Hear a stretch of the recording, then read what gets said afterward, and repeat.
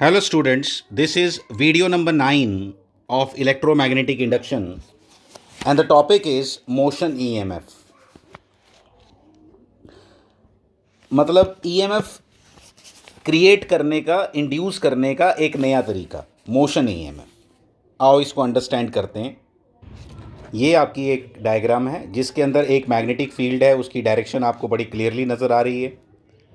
एक यहाँ पे ये रॉड है, ये जो रेड कलर की मैंने ए बी रॉड बनाई है, ये with velocity v it is moving, इसकी लेंथ l है।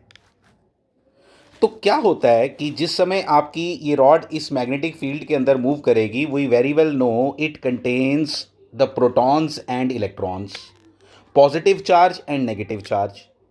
और बड़े अच्छे से मालूम है when charge is in motion in a magnetic field, पुराना topic, when a charge is in motion with a magnetic field, it will experience a force.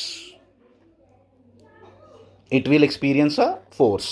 And this force is equal to, वो जो force experience करेगा, जिसको हम left hand से find किया करते थे, मोशन, ठीक है, मोशन और आपका मैग्नेटिक फील्ड और अल्टीमेटली मोशन किस डायरेक्शन में आएगा। तो प्रोटॉन्स आपके मूव करेंगे ऊपर की तरफ, the protons will move upwards and electrons will move downwards। आप इसको देख भी सकते हो, मैं आपको बता देता हूँ, थोड़ा सा दिखा देता हूँ, आप इसको देख सकते हो।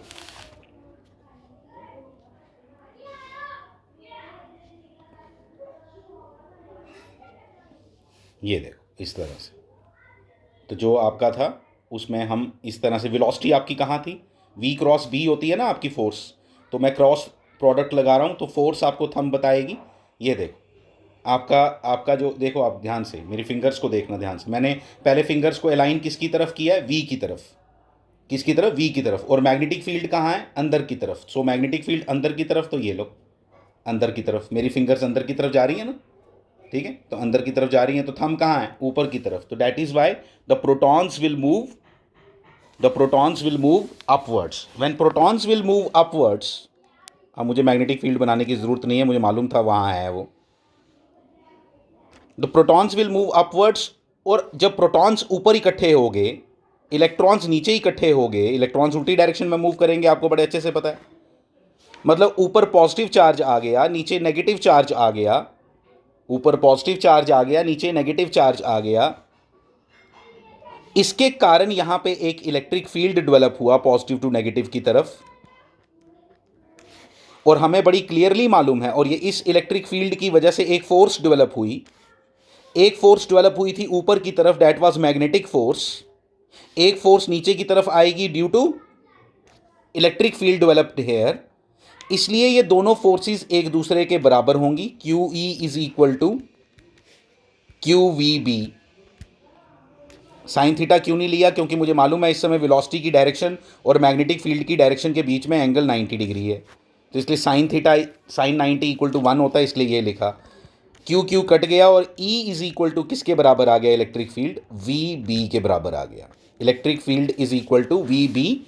जब तक ये देखो, सिंपल बात मैं आपको बताता हूँ, ध्यान से सुनना। इस मैग्नेटिक फोर्स के कारण प्रोटॉन्स आपके ऊपर के एंड की तरफ इकट्ठे होने शुरू कर देंगे, ए की तरफ, और इलेक्ट्रॉन्स आपके नीचे की तरफ इकट्ठा शुरू होने जाएंगे मैग्नेटिक फोर्स के कारण।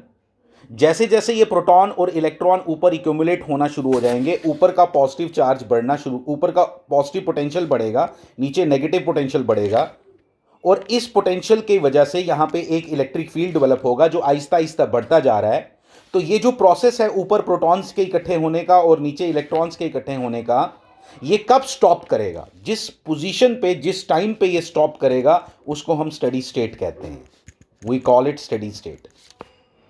इस स्टेडी स्टेट में ये क्यू ई इक्वल टू क्या होगा, क्यू वी बी, क्योंकि मैंने ये सबसे इजी केस कंडीशन कंसीडर किया है यहाँ पे, जिसमें आप दिखाई दे रहा है आपको कि आपका जो रॉड है वो v वेलोसिटी के साथ जा रहा है, और v और b के बीच में मैंने एंगल 90 रखा है। v और b के बीच में मैंने एंगल 90 रखा है, और तीसरी चीज, तीन चीजों के बीच में आपस में एंगल 90 है। l v, देख लो, l v और b के बीच में एंगल 90 है। तो मतलब ये वाला केस आपने याद रखना है, जो सबसे इजी केस है, when l v b are at an angle of 90 degree, उस समय आपका ये जो ई आया वो इसके बराबर आया। मैं अभी आप बताता हूँ एक चीज़ और, इलेक्ट्रिक फील्ड आपका आ गया। देखो अब इलेक्ट्रिक फील्ड की वजह से इस ई, मुझे मालूम है पोटेंशियल डिफरेंस किसके बराबर होता है, potential difference is equal to होता है dot d l, dot d l. तो इसलिए आपका जो पोटेंशियल डिफरेंस आया वो किसके बराबर आया, वी बी डी एल। और वी बी डी एल की जगह आप बेटर होगा लिखना अगर आप क्या लिखो, वी बी एल। ठीक है, मैं खुद बताऊंगा ये एल जो है डी एल, अल्टीमेटली जब सारे वेक्टर्स सारे डी एल्स को ऐड कर दिया जाए यहाँ पे तो ये टोटल लेंथ के बराबर आ जाएगा। तो इसलिए ये क्या आ जाएगा, वी बी एल। तो ये आपने फॉर्मूला याद रखना है मोशन ईएमएफ का, वी बी एल। लेकिन ये कंडीशन ऐसी है जिसमें मैंने क्या किया था, मैंने एल, वी और बी तीनों आपस में क्या लिए थे, 90 डिग्री पे। अगर तीनों 90 डिग्री पे हो तो ये रिजल्ट याद रखना है। लेकिन अगर जनरलाइज्ड केस अगर हमने करना हो, जहाँ पे ये एंगल आपस में 90 डिग्री ना हो, तो उस कंडीशन में हम लोग क्या करेंगे वो हम अभी डिस्कस करेंगे। ठीक है, अभी हम डिस्कस करते हैं। अगर एंगल 90 डिग्री ना हो तो फिर तो मुझे प्रॉपर लेना पड़ेगा, फिर मुझे मालूम होना चाहिए कि ये किसके बराबर होता है, कौन, मैग्नेटिक फोर्स किसके बराबर होती है, q v cross b. Q v cross B is equal to q e, ध्यान से देखना, क्यू ई। फिर उसके बाद सेकंड पार्ट क्या आया, सेकंड पार्ट आ गया क्यू क्यू कैंसिल हो गया, यानी कि e vector is equal to क्या आ गया, e vector is equal to v cross b. Number 1 दे दो इसको। फिर हमें मालूम है पोटेंशियल डिफरेंस किसके बराबर होता है, potential difference is equal to होता है e dot d l, dot product होता है, इसलिए वो क्या बन जाएगा, v cross b dot d l. इसको स्केलर ट्रिपल प्रोडक्ट कहते हैं, जिसकी अभी कोई नीड नहीं है आपको।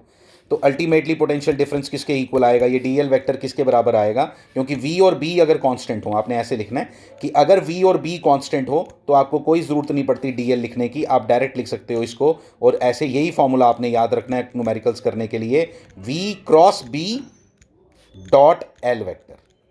ठीक है, l vector is called displacement vector. ये सब अपने पास छोटी छोटी बातें लिख के रखो, जो आपको इन्फॉर्मेशन दी ये भी इंपॉर्टेंट थी, इसको भी अपने पास नोट करके रखो। इस तरह के ईएमएफ, जो ये ईएमएफ यहाँ पे बना, ये है पोटेंशियल डिफरेंस जो यहाँ क्रिएट हुआ। ये जो पोटेंशियल डिफरेंस यहाँ क्रिएट हुआ इसको हम क्या बोलते हैं, इसको हम बोलते हैं motion EMF.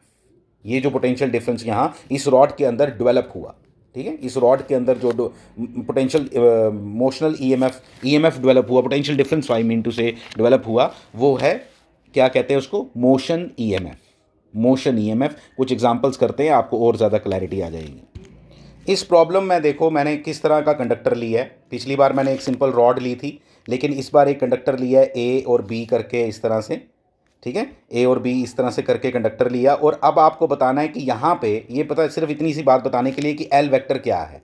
L vector is simply कि जो पोर्शन इस मैग्नेटिक फील्ड के अंदर है उसका स्टार्टिंग और and point, initial and final point को अगर मैं ज्वाइन कर दूं, इनिशियल और फाइनल पॉइंट को अगर मैं ज्वाइन कर दूं तो this is called L vector, this is your L vector, just this one.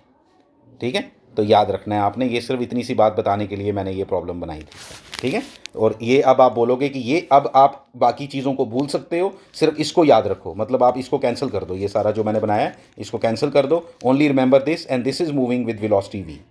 ठीक है, this is moving with velocity V. अभी कोई इसको जस्ट कॉन्सेप्ट था इसके अंदर। ये आपकी नेक्स्ट प्रॉब्लम है। इसके अंदर आपकी जो ये रॉड है इसकी लेंथ एल है, इसमें कोई बताने वाली बात नहीं है, लेंथ एल है। और यहाँ पे अब हमने क्या करना है, यहाँ पे सबसे पहले मुझे ये पता लगाना है, जैसे ये एंड ए है और ये एंड बी है, मुझे सबसे पहली बात ये पता लगानी होती है कि कौन सा हायर पोटेंशियल पे है, कौन सा लोअर पोटेंशियल पे है। ठीक है, और मुझे कैलकुलेट करना है, मान लो एग्जाम में यहाँ तो बोला जाएगा V A minus V B calculate करो। अभी मालूम नहीं है हमें कौन हायर पोटेंशियल पे कौन लोअर पोटेंशियल पे। अगर ए हायर पे होगा तो आंसर पॉजिटिव आएगा, अगर बी हायर पे होगा तो आंसर नेगेटिव आएगा। मैग्नीट्यूड अलग बात है, ये प्लस माइनस का मुझे ध्यान रखना है। अब मुझे ध्यान रखने के लिए क्या करना पड़ेगा, यहाँ पे लगाना पड़ेगा क्रॉस प्रोडक्ट का रूल, वी क्रॉस बी कहाँ आएगा। मुझे ये देखना है कि वी क्रॉस बी कहाँ आएगा, ध्यान देना प्लीज़, वी क्रॉस बी कहाँ आएगा। ठीक है, तो V क्रॉस B कहाँ आएगा उसके लिए मुझे देखना है। V और B के बीच में एंगल 90 है, ये मुझे मालूम है क्योंकि B तो प्लेन के परपेंडिकुलर है, इसलिए V और B आपस में 90 डिग्री पे हैं। 90 डिग्री होने के बाद अब मैं इस पे लगाऊंगा क्रॉस प्रोडक्ट का rule, right hand thumb rule. आप देखोगे ध्यान से और मेरे थंब की पोजीशन को ध्यान से देखना। ये देखो मैंने अपनी फिंगर्स को कैसे अलाइन किया है, दिस ऐसे नहीं किया है, ठीक है। मैंने अपनी फिंगर्स को ऐसे अलाइन कर दूं अगर किसकी तरफ, बी की तरफ, चलो कर दिया, वी की तरफ, वी वेलोसिटी की तरफ कर दिया ऐसे, ठीक है, देख रहे हो आप ऐसे। अब लेकिन मेरी फिंगर्स कर्ल कहाँ करनी चाहिए थी, नीचे, ये तो ऊपर कर रही है, ये तो ऊपर कर रही है, लेकिन करनी कहाँ चाहिए, नीचे। तो अगर नीचे करानी है तो आपको क्या करना पड़ेगा, ऐसे, ठीक है, ऐसे। अब अपनी अपनी फिंगर्स को भी ऐसे रखो इस वी के ऊपर और उसको कर्ल कहाँ करना है, अंदर की तरफ, because V is going inside, अंदर की तरफ जा रहा है, ठीक है। तो इसलिए उसको अंदर की तरफ करने के लिए ये आपका कहाँ आएगा, आपका जो रिजल्ट आएगा, किसका रिजल्ट, वी क्रॉस बी का, ठीक है। वी क्रॉस बी का रिजल्ट जो आएगा वो इधर आएगा। मैं उसको बना रहा हूँ, आप ध्यान से देखना प्लीज़। इसका रिजल्ट जो आएगा वो इधर आएगा, ये इधर, परपेंडिकुलर टू बोथ, बहुत इंपॉर्टेंट बातें हैं ये, perpendicular to both B and V और बी के दोनों के परपेंडिकुलर। मुझे बी की टेंशन नहीं है क्योंकि बी के परपेंडिकुलर बनाना कोई बड़ी बात नहीं है। Magnetic field, I mean to say, magnetic field क्योंकि प्लेन के परपेंडिकुलर है, इसलिए यहां पे जो आएगा वो उसके तो परपेंडिकुलर आएगा ही। अब किसके परपेंडिकुलर बनाया मैंने, वी के परपेंडिकुलर बनाया, यस। ये 90 डिग्री एंगल है, अगर ये 90 है तो ये 53 डिग्री है। ये एंगल क्यों चाहिए वो भी मैं बताऊंगा। ये कौन सा एंगल आया, ये किसका आया, वी क्रॉस बी। ये जो मैंने बनाया this is V cross B, ठीक है। वी क्रॉस बी और एल वेक्टर के बीच में कितना एंगल आया। अच्छा एक और बात, अब ये जो वेक्टर मैंने ब्लू कलर में बनाया which is representing V cross B, is it towards A और टूवर्ड्स बी, ये ए की तरफ है ना, तो इस मतलब ये आप बोलोगे बिल्कुल ए के ऊपर नहीं आएगा, ए की तरफ है, बी की तरफ नहीं है, ठीक है। तो ए की तरफ है तो A will be at higher potential, B will be at lower potential, पहली बात। और V A minus V B का आंसर पॉजिटिव आएगा, और आंसर कितना आएगा वो मैं लिख रहा हूं, आप ध्यान देना प्लीज। वो आंसर आएगा we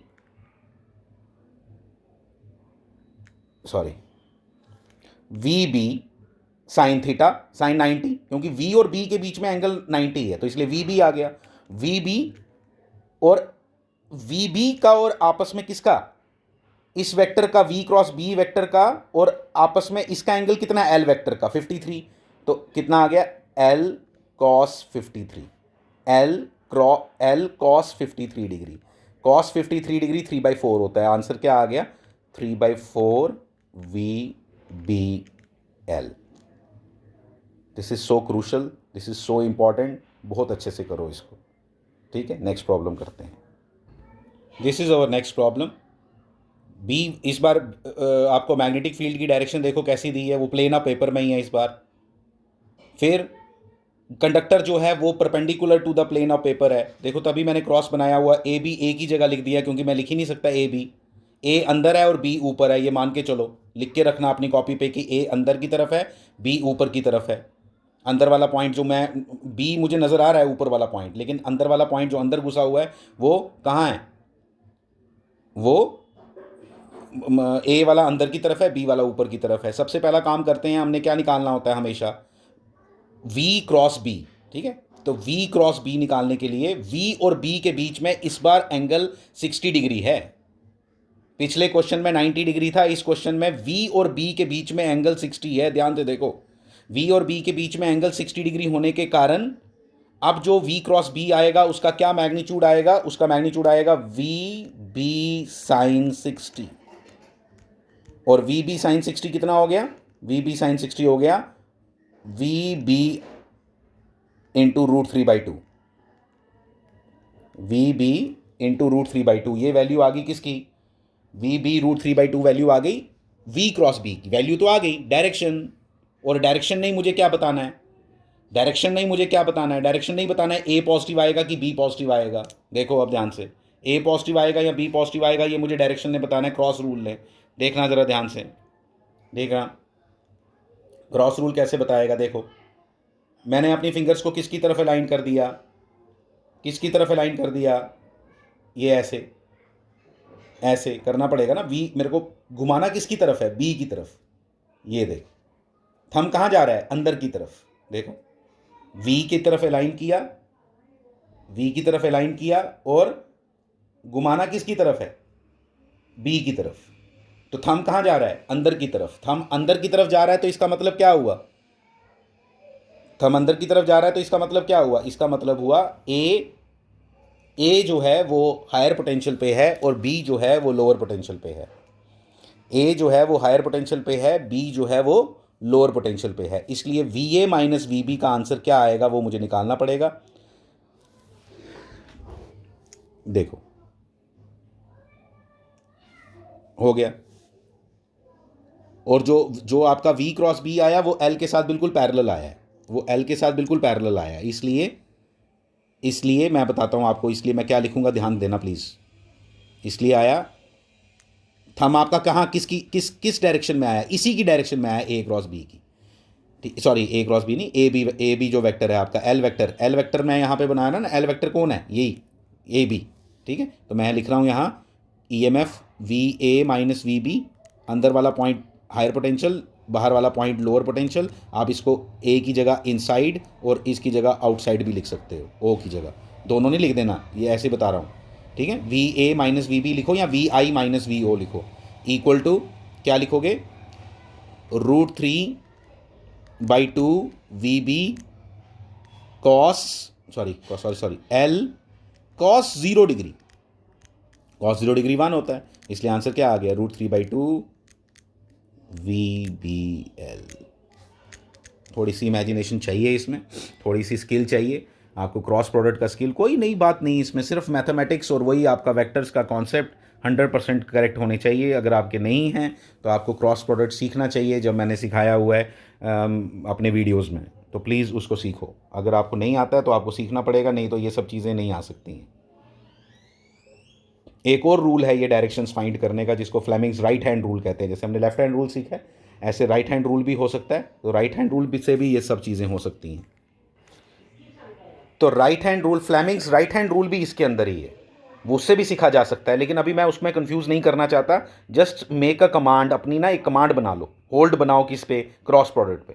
this is very crucial, मैं आप सबको बता रहा हूँ। क्रॉस प्रोडक्ट पे अगर नहीं होगा ना, जब मैंने इसका वी क्रॉस बी का क्रॉस प्रोडक्ट लिया ना, तो एक्चुअली आंसर जो मेरा थंब आ रहा है ना, वो किसके साथ अलाइन हो रहा है, वो बिल्कुल अलोंग द ए बी जा रहा है। अलोंग द ए बी जाने के कारण एंगल कितना हुआ एल वेक्टर और वी क्रॉस बी में। This is interesting, L vector और वी क्रॉस बी के बीच में कितना एंगल आया, 0 degree. When it comes 0 degree, तो इसलिए वो cos 0 1 होता है, इसलिए हमें फ़र्क ही नहीं पड़ा, इसलिए ये रिजल्ट आ रहा है इसका। नेक्स्ट प्रॉब्लम देखते हैं। अब इस नेक्स्ट प्रॉब्लम को देखो, ये हमारी rod A B, magnetic field इस पर डॉट वाला यानी कि बाहर की तरफ आ रहा है, वेलोसिटी आपको दिखाई दे रही है, एंगल गिवन है, 30 डिग्री, 30 डिग्री एंगल के साथ वेलोसिटी है।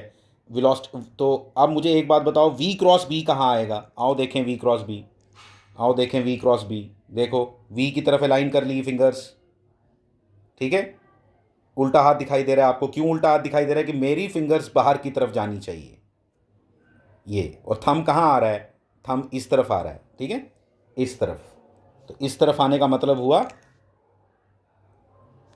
इस तरफ आने का मतलब हुआ ये इधर। ये कौन सा वेक्टर बनाया, v क्रॉस बी, ये v क्रॉस बी वेक्टर है, ये वाला, जिसकी वैल्यू आई है, मैग्नीट्यूड जिसका आया है, जिसका मैग्नीट्यूड आया है कितना, जिसका मैग्नीट्यूड आएगा vb, क्योंकि v और b के बीच में एंगल 90 है, इसलिए ये एंगल, ये भी मैंने आपको लास्ट टाइम बताया, ये आपको 90 बनाना पड़ेगा। ये कितना हो गया, 60 डिग्री। अब सिंपल होगी कैलकुलेशन। अब आपको डॉट प्रोडक्ट लेना है, डॉट प्रोडक्ट लेना, तो आप क्या करोगे, किसका डॉट प्रोडक्ट लेना है, इस V B L cos, V B L cos 60 degree. Answer क्या आया, वी बी एल अपॉन 2। किसका आंसर आया, वी ए और माइनस साइन के साथ। मैंने एक बात बताना भूल ही गया, ये माइनस साइन क्यों, इस बार बी हायर पोटेंशियल पे। आप देख सकते हो आपका वी क्रॉस बी जो है वो किसकी तरफ है, बी की तरफ की ए की तरफ, बी की तरफ, इसलिए B will be at higher potential. लेकिन एग्जामिनर ने मुझे पूछा है V A minus V B, तो V A minus V B is equal to this. हाँ, अगर पूछता V B minus V A, the answer will be V B l upon 2। Thank you very much.